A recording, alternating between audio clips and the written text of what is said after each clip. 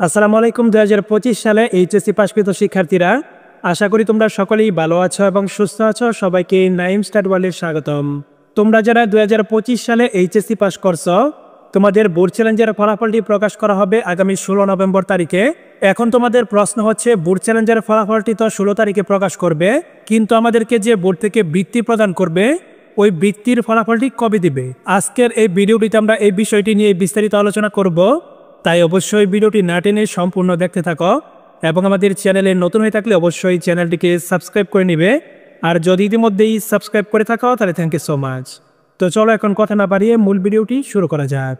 বৃত্তির ফলাফলটি কবে দিবে সেটি জানার আগে চলো আমরা জেনে নেই এই বৃত্তির জন্য কি কোনো প্রকার আবেদন করতে হবে কিনা এবং এই বৃত্তিটি পেলে শিক্ষার্থীরা কি কি সুবিধা পাবে, বৃত্তির মেয়াদ কতদিন থাকবে, বৃত্তি পেলে শিক্ষার্থীরা মাসিক কত টাকা পাবে, বাৎসরিক কত টাকা পাবে, এই বিষয়গুলো চলো আমরা প্রথমেই জেনে নিই। প্রথম প্রশ্ন হচ্ছে, এই বৃত্তির জন্য কি কোনো প্রকার আবেদন করতে হবে কিনা? উত্তর হচ্ছে না, এই বৃত্তির জন্য কোনো প্রকার আবেদন করতে হবে না।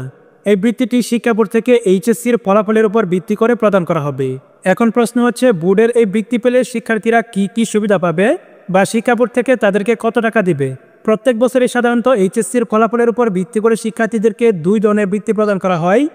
একটি হচ্ছে মেধাবৃত্তি এবং অপরটি হচ্ছে সাধারণ বৃত্তি। যে সকল শিক্ষার্থীরা 2025 সালের এইচএসসি পরীক্ষাতে মেধাবৃত্তি পাবে তারা প্রত্যেক মাসে শিক্ষা বোর্ড থেকে পাবে 825 টাকা করে এবং তারা বাৎসরিক এককালীন অনুদান হিসেবে পাবে প্রত্যেক বছরে 1800 টাকা করে। এবং যে সকল শিক্ষার্থীরা সাধারণ বৃত্তি পাবে তারা পাবে প্রত্যেক মাসে 375 টাকা করে এবং বাৎসরিক এককালীন অনুদান হিসেবে তারা পাবে প্রত্যেক বছরে 750 টাকা করে। এখন আসি, এই বৃত্তির মেয়াদ কতদিন, অর্থাৎ কতদিন যাবৎ শিক্ষার্থীরা এই টাকাগুলো পাবে?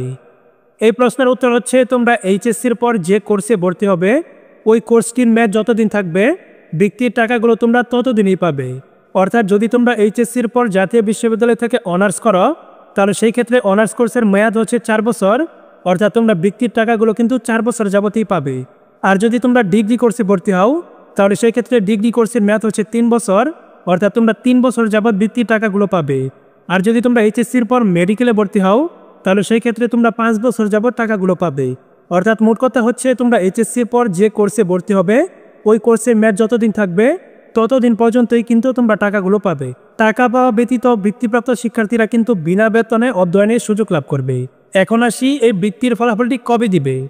প্রত্যেক বছরে সাধারণত যেদিন বোর্ড চ্যালেঞ্জের ফলাফলটি প্রকাশ করা হয় ওই দিনের পর থেকে পরবর্তী 20 দিনের মধ্যে কিন্তু বৃত্তির ফলাফলটি প্রকাশ করে থাকে। সেই হিসাবে ধরা যায় তোমাদের বৃত্তির ফলাফলটি ডিসেম্বরের প্রথম সপ্তাহেই প্রকাশ করবে।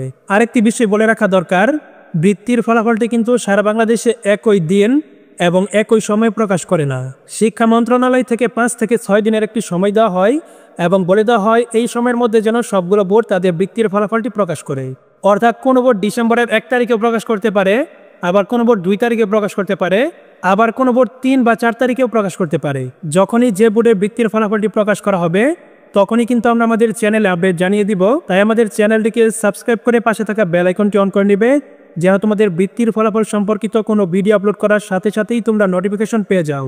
আজকের ভিডিওটি এ পর্যন্তই, আবার দেখা হবে পরবর্তী ভিডিওতে। ততক্ষণ পর্যন্ত সকলেই ভালো থাকবে এবং সুস্থ থাকবে। আল্লাহ হাফেজ।